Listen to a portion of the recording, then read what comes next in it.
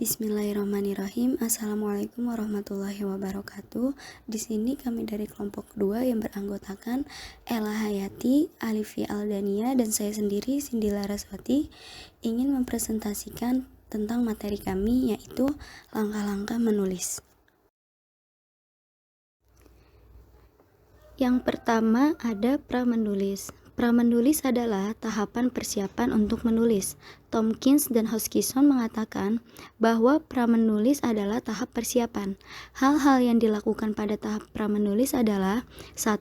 Memilih topik, 2. Mempertimbangkan tujuan, bentuk, dan pembaca, serta mengidentifikasi dan menyusun ide-ide.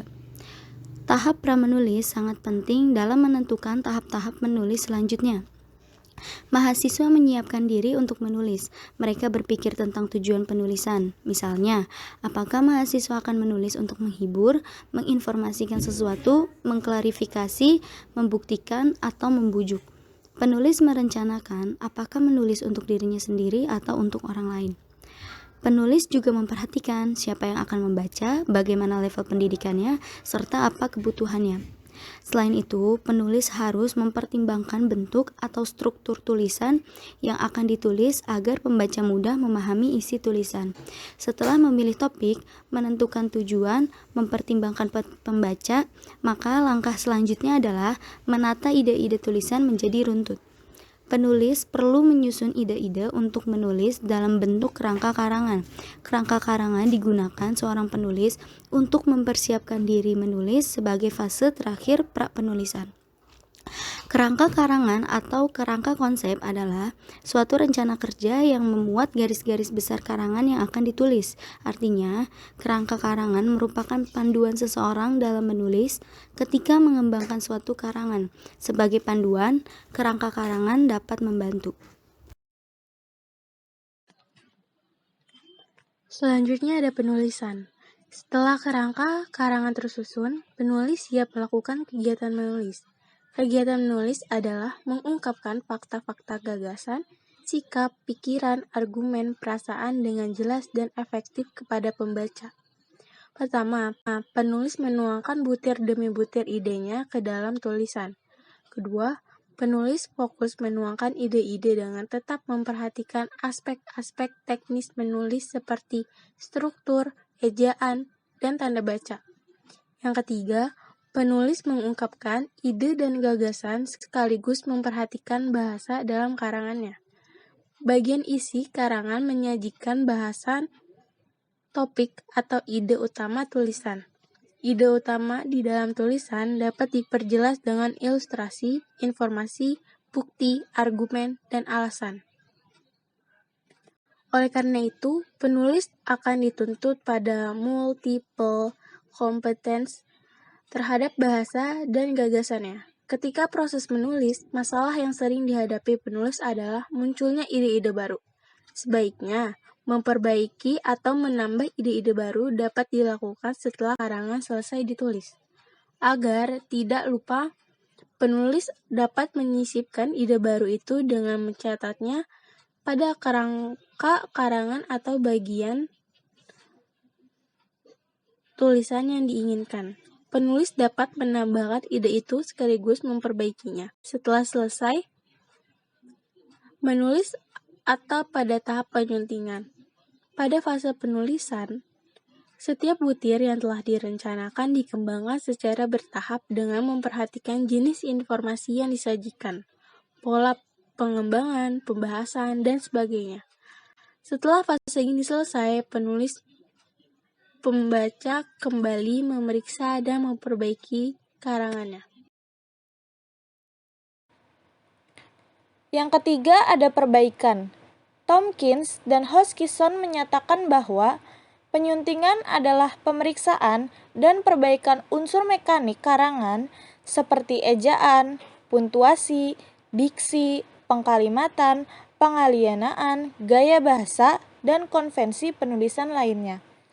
Adapun revisi lebih mengarah perbaikan dan pemeriksaan substansi isi tulisan.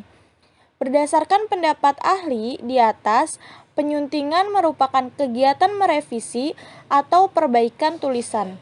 Penyuntingan karangan meliputi perbaikan unsur mekanik dan substansi isi. Fokus pada tahap ini adalah melakukan perubahan-perubahan aspek mekanik karangan. Penulisan memperbaiki karangannya pada ejaan dan tanda baca atau kesalahan bahasa lainnya. Tujuan penyuntingan ini agar karangan lebih mudah dan enak dibaca orang lain. Pada tahap penyuntingan, penulisan melakukan kegiatan. Yang pertama ada konsentrasi terhadap karangan. Yang kedua, membaca cepat untuk menentukan kesalahan. Yang ketiga, memperbaiki kesalahan. Mahasiswa akan menjadi penyunting yang baik jika konsentrasinya terpusat pada karangan. Mahasiswa dapat melakukan penyuntingan untuk karangan sendiri ataupun karangan milik temannya. Merevisi karangan adalah kegiatan yang fokus pada penambahan, pengurangan, penghilangan, dan penyusunan kembali isi karangan sesuai dengan kebutuhan pembaca. Kegiatan-kegiatan yang dilakukan pada tahap ini adalah: yang pertama, membaca ulang seluruh draft. Yang kedua, sharing atau berbagi pengalaman tentang draft kasar karangan dengan teman.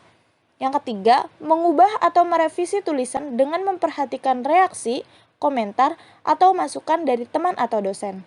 Ketika membaca ulang inilah para penulis membuat perubahan dengan menambah, mengurangi, menghilangkan, atau memindahkan bagian-bagian tertentu dalam draft karangan.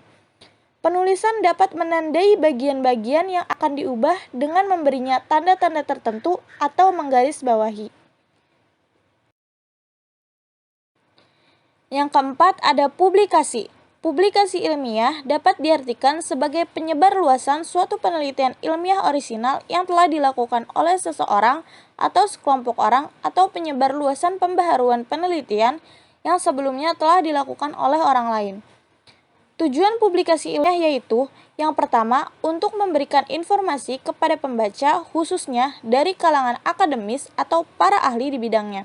Yang kedua, publikasi ilmiah harus memenuhi kaidah-kaidah ilmiah yaitu jelas, akurat, dan ringkas. Yang ketiga, penyusunan publikasi ilmiah dilakukan berdasarkan hasil koreksi beberapa ahli sesuai bidang keilmuannya, yaitu untuk mencapai objektivitas yang tinggi. Ada juga ciri-ciri publikasi ilmiah. Yang pertama, objektif. Fakta dan data yang tertulis dalam publikasi ilmiah berdasarkan kenyataan yang sebenarnya dan tidak dimanipulasi. Yang kedua, netral. Pernyataan tidak mementingkan pihak tertentu, baik individu atau kelompok. Yang ketiga, sistematis. Pola penulisan mengikuti kaidah penulisan ilmiah. Yang terakhir ada logis. Cara menginterpretasi data hasil penelitian harus mengacu pada pola nalar, baik induktif maupun deduktif, serta menyajikan fakta, bukan opini. Sekian presentasi dari kami, kurang lebihnya mohon maaf. Terima kasih. Wassalamualaikum warahmatullahi wabarakatuh.